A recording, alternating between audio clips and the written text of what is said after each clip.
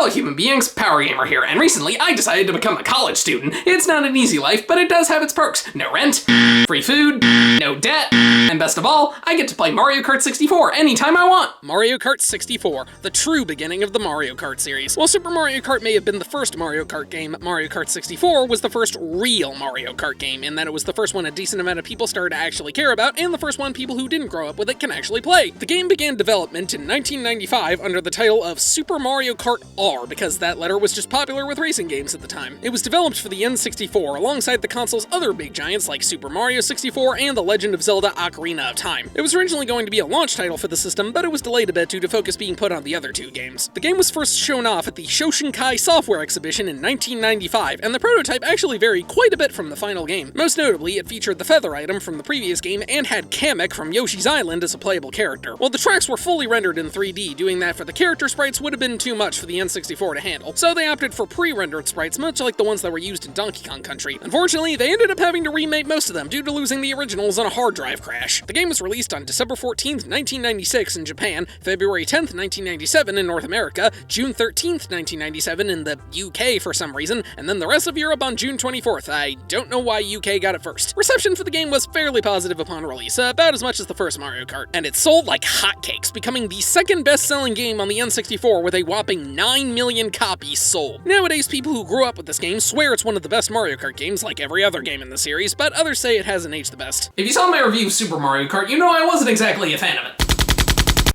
But thankfully I do have some experience with this game, and I had a lot more fun with it than I did its predecessor. There's no time to waste, so before the bounty hunters get me, let's pop it in and have some fun.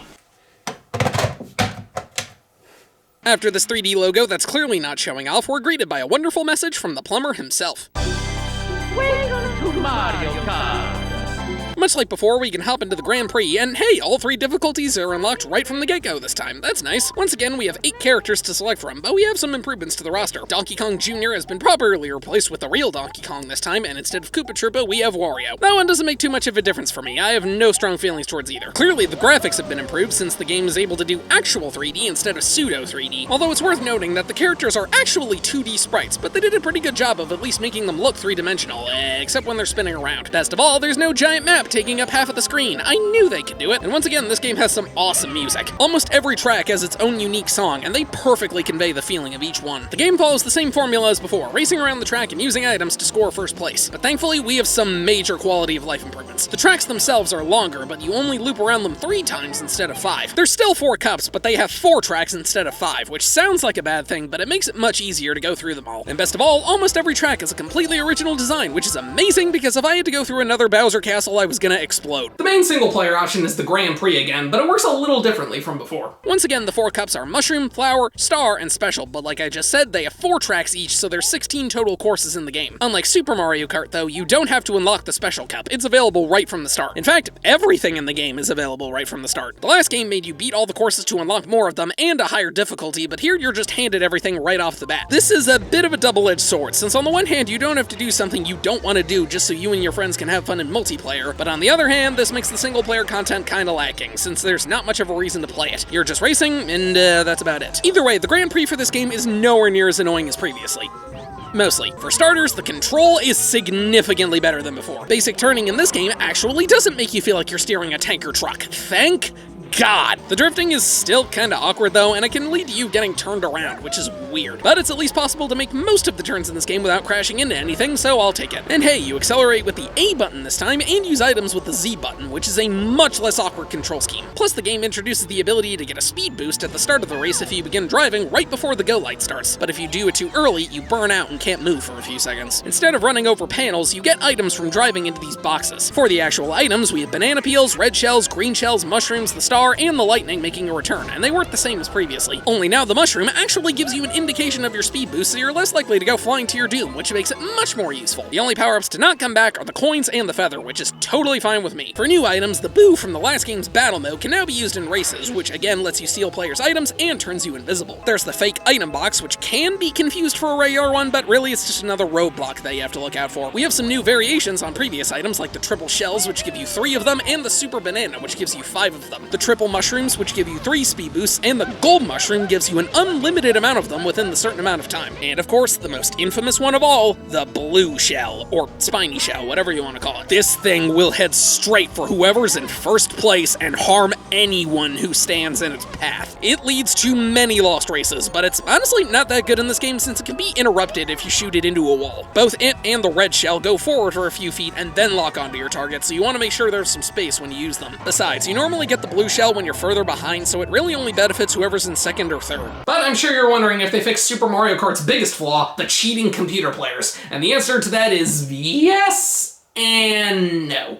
The speed up issue is still a problem. In fact, I think it's even worse here since 2 players will usually keep up with you instead of just 1. It's ridiculous. I could use multiple speed boosts and yet they just catch up to you like it's nothing. I barely lost 1 race because they just sped up to me out of nowhere, and believe me, this happens a lot. But thankfully, the items make things a little better. The first reason is the computer players actually obey the same rules as you. Every character can use any item, but they can only use them after grabbing an item box. The second reason is that the items themselves are much more useful. With any of the obstacles, you can press and hold the Z button to hold the item behind you. This can protect you from your opponent's items, minus the lightning and blue shell, and if an opponent runs into you, it'll still hurt them. This is great for dealing with people behind you, and I honestly find it more useful than trying to shoot them or dropping it. The triple shells are easily the best for this, since they spin around you, providing protection from all angles, as long as they line up perfectly. Although the 5 bananas are weird, since if someone runs into you, you lose all of them, regardless of how many you have. But the third reason is the item balance for this game is out of control. Most games in the Mario Kart series reserve the better items for the players who are losing. If you're in first place, you'll mostly get banana peels, while in last place you can get a lightning. Here, the place you're in seems to barely matter. I have gotten some of the best items in the game, like the lightning or the star, while in second place. Normally, this would be absurd, but I love it because it means no matter what happens, you always have a chance to win. In Super Mario Kart, if you fell into last place, you were screwed. But here, you can grab some amazing items that not only get you close, but some can even nab you an amazing win. But another interesting thing is that because of how nuts this game is, the placement of the CPU can be really inconsistent. I seriously had a cup where there was a different winner every race, but I was still able to win overall. So it's less about winning every race and more about just doing better than certain players. This game is a prime example of how crazy Mario Kart can be, partially due to the items and partially due to the tracks themselves. The Mushroom Cup starts off with Luigi's Circuit, just a nice, simple racetrack. I've always had a soft spot for these in Mario Kart games. There's just something oddly charming about them. Moo Moo Farm is another cozy one, just cruising along in old farmland. Malls! Koopa Troopa Beach is nearly identical to the beach tracks from the last game, but it has a bunch of ramps on it, so that makes it much better. And finally, Calamari Desert, a large desert area with a train. The train is neat, but also very annoying, since if it crosses, there's no way to avoid it. You just need to stop dead in your tracks and wait. Now onto the Flower Cup. This one is really annoying. We have Toad's Turnpike, which provides evidence on why go-karts aren't street legal. It's a giant highway with a bunch of cars and trucks that you have to avoid at all costs. I don't really like this one. It feels like you just need to get lucky, and it can be nearly impossible to slip through some of these gaps. Frappe Snowland is an icy level where you need to watch out for snowmen, and that's about it. Choco Mountain is covered in dirt and has some boulders.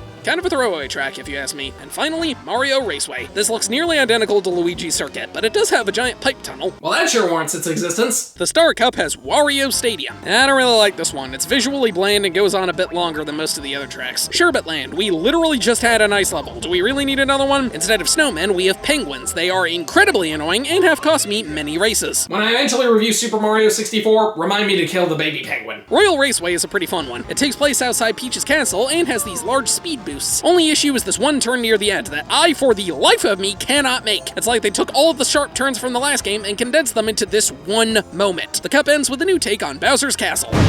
Not a big fan. These swamps give the same problem as the train, and this bridge is a pain to get over. Other than that, it's alright, I guess. And finally, the Special Cup. DK's Jungle Parkway is a massive jungle level, and it's pretty fun. Yoshi Valley is insane. It has a bunch of branching paths, and it's so complicated the game doesn't even keep track of what place everyone's in until they cross the finish line. You need to find the best path if you want to win, and avoid this giant spinning egg. Banshee Boardwalk is the worst track in the game. It's like the Ghost Valley tracks from before, only it's so dark you could barely see anything, and there are tons of gaps and edges. And we finished the game with a new version of Rainbow Road, officially beginning a tradition for the Mario Kart series. I guess they thought the last one was too hard because this one has barriers, so it is impossible to fall off, unless this happens. The only thing you really have to worry about are these chain jumps, and the most defining feature of this track is that it goes on forever. This is the longest track in the game. A single lap can take as long as entire races on other ones. It can seriously go on for like 10 minutes, and trust me when I say some insane stuff happens in these courses. I've had races where I lost at the very last second for no reason, somehow come back from certain doom thanks to a streak of of amazing items, tumble over the finish line after being hit with a shell, run into a thwomp, get hit by lightning, and then squished. This is one of the most insane games I've ever played in my life. You never know what's gonna happen next in this game. But it can also be downright unforgiving. It's possible to spin out from crashing into another player, boosting into an obstacle, or even just turning too fast. You can't steer when going off a ramp, which can lead to you crashing or falling, but the thing I easily hate most about this game is when you fall off the track into water or lava, you not only have to wait for Lakitu to pick you up and reset you, but after that, you'll sometimes go into the spin-out animation. Why? That's so unforgiving. I already feel back. Let's get a move on. Even weirder is that it doesn't always happen, and as far as I can tell, it's completely random when it does and when it doesn't. One time, I seriously fell, got reset, burnt out for a bit, and then got knocked back in. Are you freaking kidding me? This game's insanity is both its strength and its weakness, since it can make single player really frustrating, but multiplayer, hella fun. This game is one of the most chaotic multiplayer experiences I have ever had. All these crazy things happening to you and your friends makes it insanely memorable and just downright funny. It can be rage-inducing when you're just trying to beat the Grand Prix, but when you're messing around with friends, it leads to some of the most fun you can possibly have in a video game. But now we can move on to the other modes. Time trials work the same as before, but now you can save a ghost, which will mimic your best time as long as you're one of the 6 people who own an N64 booster pack. And of course, we also have battle mode. Once again, you have 3 balloons and you need to hit your opponents, but the courses are now actually distinct from each other. We have Big Donut, which is a large ring with lava in the center, Block Fort, my personal favorite, which has these giant towers connected by bridges, Double Deck, which has 2 levels, and Skyscraper, which, as you guessed, is a large tower with a hole in the center, much like Big Donut. Battle mode is still pretty fun. The multiplayer for this game is even better than before, and the best part is, since we're now on the N64, you can play with up to 4 people instead of just 2. I knew that cloning machine would come in handy. 150cc, here I come. The Mushroom Cup was nice and easy, but the Flower Cup was a pain. This took way longer than it should have. Star Cup, wow, I literally beat that on my first try. Only bad thing was discovering in 150cc you can spin out by just going off course because this isn't annoying enough. But now we finally reached the Special Cup. Dominated DK's Jungle Parkway, barely won Yoshi Valley, got second on Banshee Boardwalk, and third on Rainbow Road. But I don't care, I still won. Beating every cup unlocks the credit sequence, gives you an alternate main menu, and unlocks Extra Mode, which is literally just 100cc, but the tracks are all reversed, meaning I was wrong about everything in the game being unlocked from the start. Give me a second.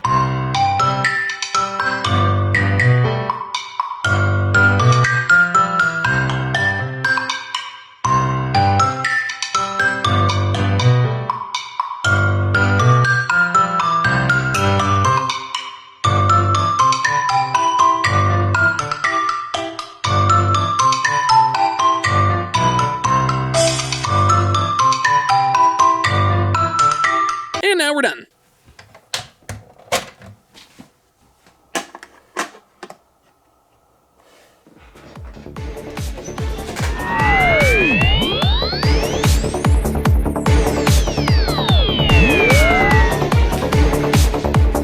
Game conquered.